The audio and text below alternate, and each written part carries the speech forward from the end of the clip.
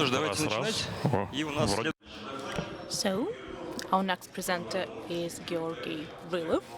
He will speak about WAL-G projects. Let's welcome him.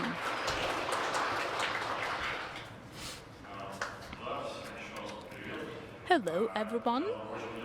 I am a developer in Yandex from Yekaterinburg, and I will speak about WAL-G today. I think that the name of my presentation doesn't specify that it is really related to backups. Do we have a person here who doesn't know what WAL-G is? Please raise your hands. Oh, so you came to the presentation and you don't know what WAL-G is? It's interesting. Okay, I can tell you what it is. It happened so that our team has been engaged in backup for a very long time, and this is another presentation in the series of presentations where we discuss the way we can store the data in a safe, reliable, and efficient manner. In the previous session, you heard the presentations of Andrei Borodin and Vladimir Borodin, and we were talking about WAL-G. Oh, yeah, this is what I should press. This presentation will be a bit different from other presentations because the previous presentations were devoted to technical aspects mostly, and in my presentation I would like to tell you about the problems related to the growth of the community. To settle this problem, we devised an idea. It helps us solve this problem. Several years ago, WAL-G was a small project. We received it from CITES data. At that time, WAL-G was being developed by one person. WAL-G didn't have backup from replica, it didn't have incremental backup, it didn't have WAL data backups either, and it didn't have many things actually, and over these last few years, WAL-G has grown significantly. And by 2020,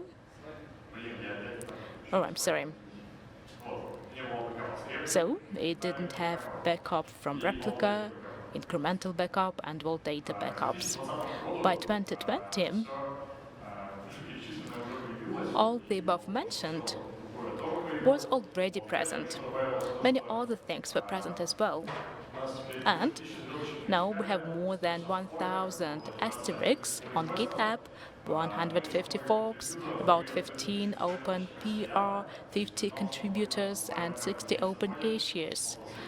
And they are always open, although we enter it every day. So I do not mean that we look the way you can see in this picture. But at some point, we realized that this project requires our attention even when we do not need to implement something in this project for our service in Yandex. And in autumn 2018, we had an idea that, well, normally, as a team, you have several ways to work with features, to fix bugs, if you do not have enough experts. You can hire another developer.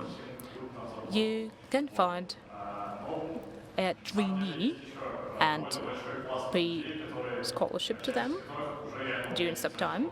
But there are other people that can write code already, but you cannot be sure in the quality of this code. So we thought about it and we decided that it would be reasonable to engage students. We didn't want students to take part in everything, we just wanted them to fulfill some part of this work. For example, they can write tests, fix bugs, implement additional features that are not related to the main functions. The main functions include creating and restoring backups. And if there is a bug in backup creation, corrupt will happen and data will be lost. Of course, we don't want it to happen. Everyone wants it to be very reliable.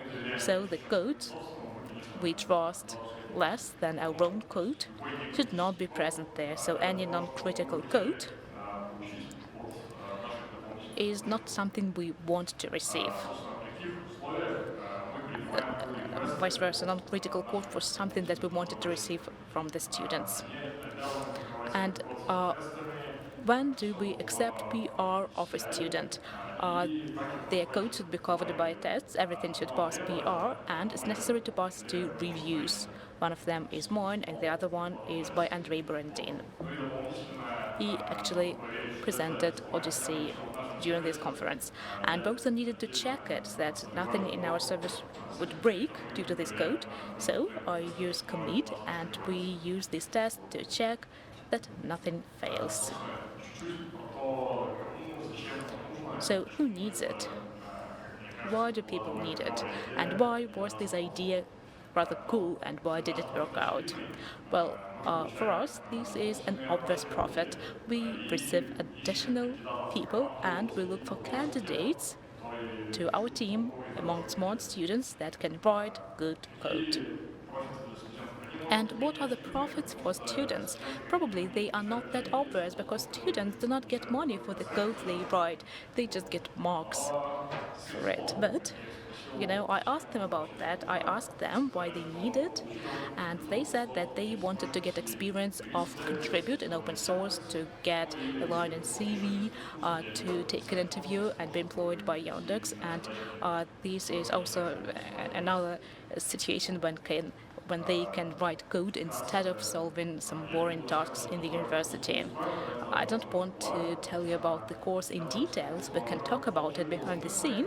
But I just like to say that WAL-G was the main project, and this course already included such projects as Odyssey, Postgres, SQL, and ClickHouse. And we did not only give tasks, we also gave term thesis and degree thesis. So let's speak about the part that can be interesting for you as users. Why is it important for you? Students have fixed a lot of bugs, and they prepared feature requests that you required us to make. And now I would like to see several issues that had been implemented. Tablespace maintenance. Tablespaces had been expected in WAL-G since the moment of its release, because this is a predecessor of another instrument for backup that maintained databases with table space replicas. And briefly, I'd like to remind you what it is and why do we need it. As a rule, all the data of Postgres take one directory in file system known as base system. This directory already has all the files and subdirectories that are necessary for Postgres. Tablespaces are directories that store data of Postgres, but they are outside the base directory. On this slide, you can see that on the left there is a directory outside the base, and it contains tablespaces. What does it look like for Postgres? The base directory has a subdirectory that is PG tablespace without any vowels in its name actually, and it has C links to the directories that store data of Postgres outside the base directory. When you use all of that, these commands can look this way. You create a table within a table space and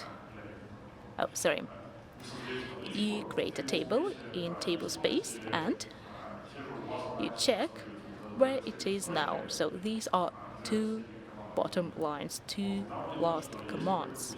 And you can see the way there. Actually, this way is not real.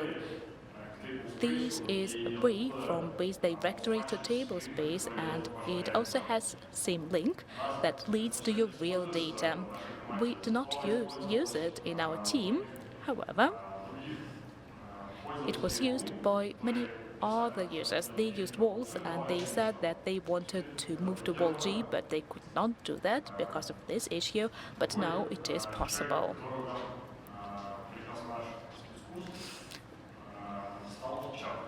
Another important thing of the special course is catch-up. I think that catch-up is well known to people that worked with Oracle.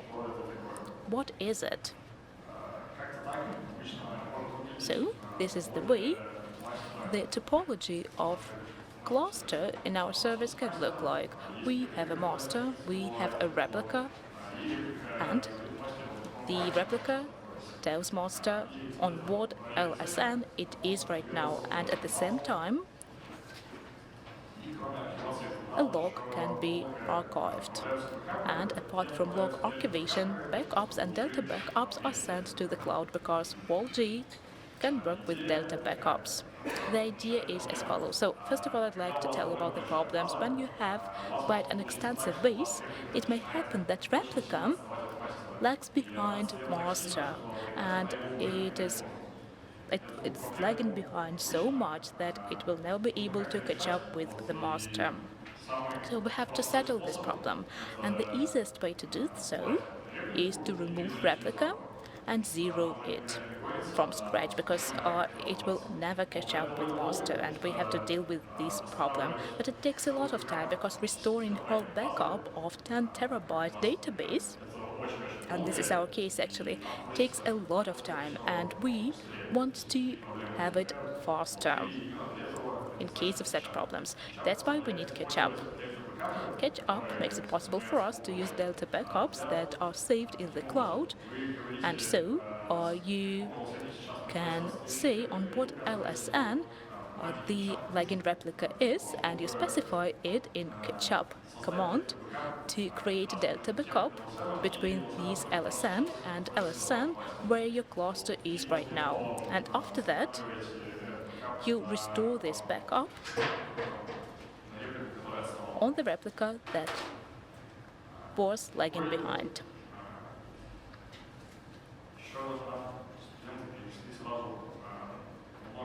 Moreover, students brought a lot of features to us. At some point in our service, and we have not only Postgres, we also have MongoDB and many other things. And at some point, we needed to make backups with point-in-time recovery for MySQL and download them in a cloud. And we wanted to do it in a manner that would be similar to WAL-G. We decided to experiment and see the way it will look like. And in the beginning, we did not divide this logic in fork, we just wrote code. We saw that indeed there is a working model and it can work out. And after that, we thought that our main community are Postgres users. They use WAL-G. So we needed to divide these parts. When Postgres code is modified, we do not break MySQL, and when we amend code for MySQL, we do not break Postgres. So the first idea in terms of division was to use the approach that is used in PostgreSQL extensions. So to back up MySQL, you wrote to install an additional dynamic library. Here we can see that this approach is asymmetric. When you back up Postgres, you put a full-fledged backup for Postgres on it, and that is excellent. And regarding MySQL, it happens that you put a backup for Postgres and you add dynamic library for MySQL. Well, it sounds quite weird, and we also think that it's weird, so we decided that this is not the solution we need, but as a result we managed to reach the appropriate solution. We decided to provide various assemblies for various bases. It helps us isolate the logic related to backups of various databases that will address the common IP implemented by WAL-G. And this is the part that we created ourselves before asking the students, before actually giving these tasks to the students. This was the part where they could do something wrong. That's why we decided that it's better for us to do that, so that everything would be excellent. After that, we gave them tasks. The students were to maintain 3 bases. This is MySQL, and we back up it using WAL-G. We have done that for more than 1 year, and now we are actually moving towards prod. It has been improved now. I mean MongoDB, it is actually approaching prod. Actually, the framework was developed by us. After that, students also prepared some working issues, and after that, we improved them so that they could be used in prod. I'd like to mention that these tasks were not like students had to write integral backup tools for each base. No, we didn't have this problem. Our problem was that we wanted to have point-in-time recovery and we wanted to back up in cloud. And we asked students to write a code that would settle this issue. So, students used backup tools that already existed. They can take backups, and after that, they glued it with WAL-G. It was transferred to the cloud, and point-in-time recovery was added. And they managed to devise the way it can be done. What else was brought by the students? They brought the pseudo encryption support. Also, we received policies for backup storing. Backups can be permanent now. They can be marked permanent, and the process of their storage can be automated in a more convenient way for your service. And what are the results of this experiment? What did we get in the end? Initially, more than 100 people signed up for this course. This is the Euros Federal University in Yekaterinburg. We announced it there. 100 people registered, but much few people really started doing something. So about 30 people started working, and even fewer people graduated from this course because there were specific requirements in terms of writing tests to a code, fix a bug, or make a feature, and students are not really motivated.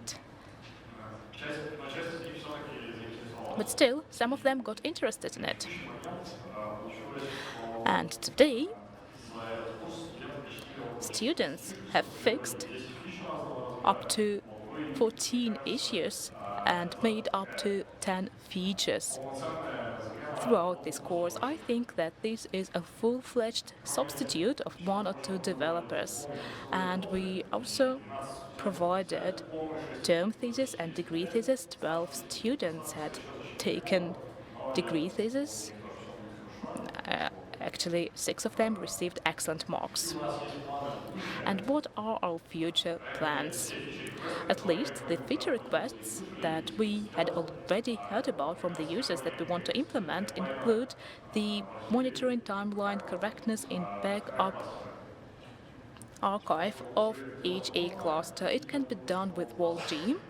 And I think that we will have students that will decide to do that. The transfer of backups and WALs between clouds, we already have a person responsible for it. And in terms of Google Summer of Code, we actually published the idea that it is possible to speed up WAL-G while unpackaging backups without rewriting pages. So, what did I want to show you? Right now, apart from these 4 people that maintain this project, we already have additional people. There are quite a lot of them, especially if you write to them personally. So, if you back up your data, and if you do it with WAL-G, or you would like to move to WAL-G, then we can take your wishes into account. This is QR code or a link. You can click this link and write about all your wishes. For example, there is a bug that we hadn't fixed yet, or there is a feature that you really want to have, but it is not present in any backup, including our backup. Please write us about that. Or you can send me a smile. So, that's it. And I'm ready to answer your questions. Thank you for your presentation. Hello, thank you for your presentation. I have a question about WAL-G, but not about Postgres. WAL-G backs up MySQL and extra backup appears.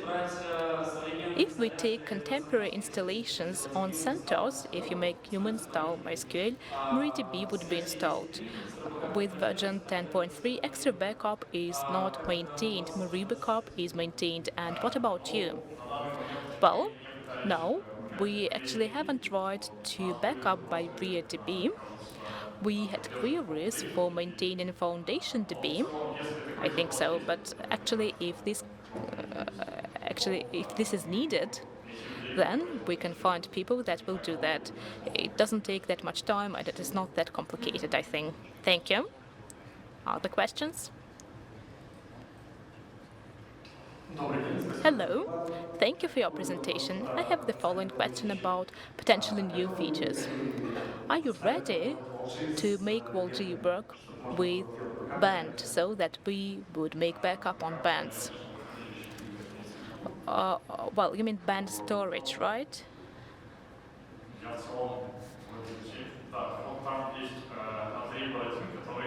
Well, Andrei Borodin can actually answer this question better than me. Thank you for your question. We had a query for transferring backup on band from cloud storage.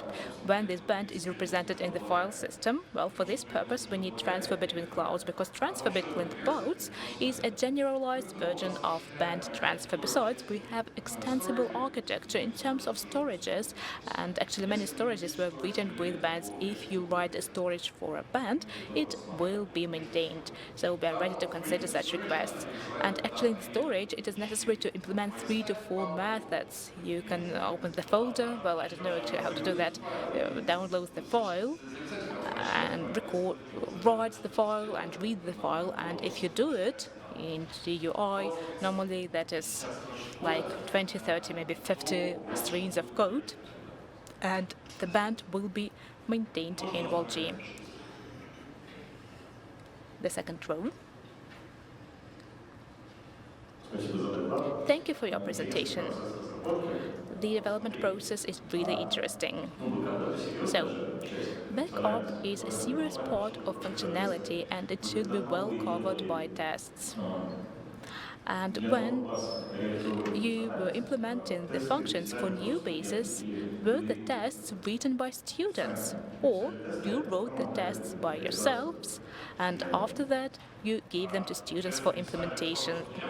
The tests were written by students, but students wrote tests for new bases. They wrote integration tests, and they wrote a functional test on the ones, and they wrote unit tests. And if integration tests were passed, well, right now this is the scenario that you execute manually, or it is done by cron, for example.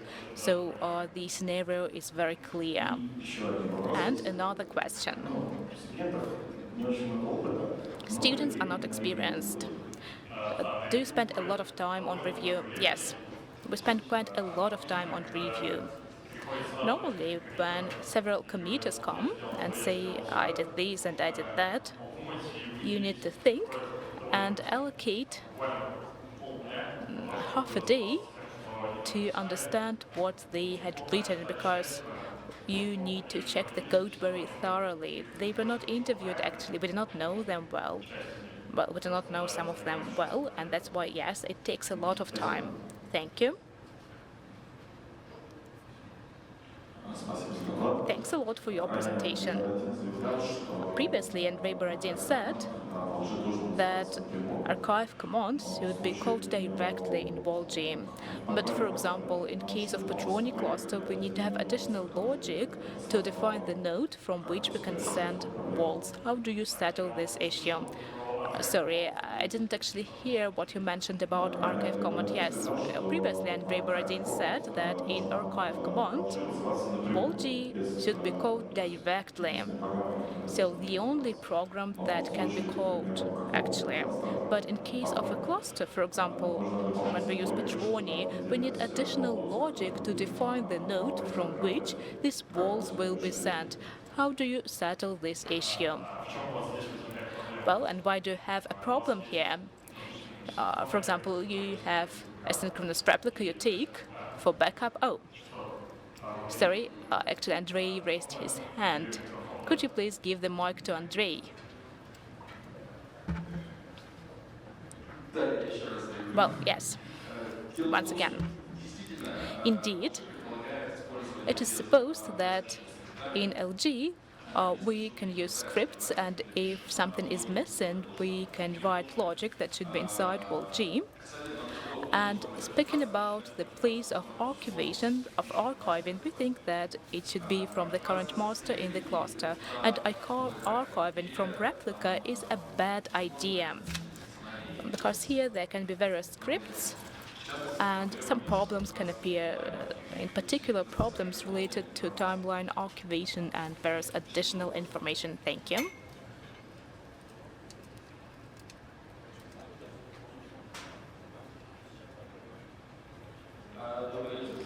Good evening. Thank you for your presentation. So I'm interested in catch-up feature described by you. Actually, we had situations when replica lagged behind quite significantly, and I didn't find the description of this feature in the documents. Catch-up appeared on the 20th of January, something like that, and the documents, well, probably we need to work in a better way with the documents. I cannot say that we write the documents in an excellent way, and probably we should require the students, and it is already in release, or this is a fork. Well, I checked it, and, well, I tried it on test cluster. And actually, since the 20th of January, we haven't had cases when we were able to check it in real life. Okay, when will we have it? We should wait for a month, I think. Thank you, Georgi. Thank you for your presentation. You can ask all the questions personally.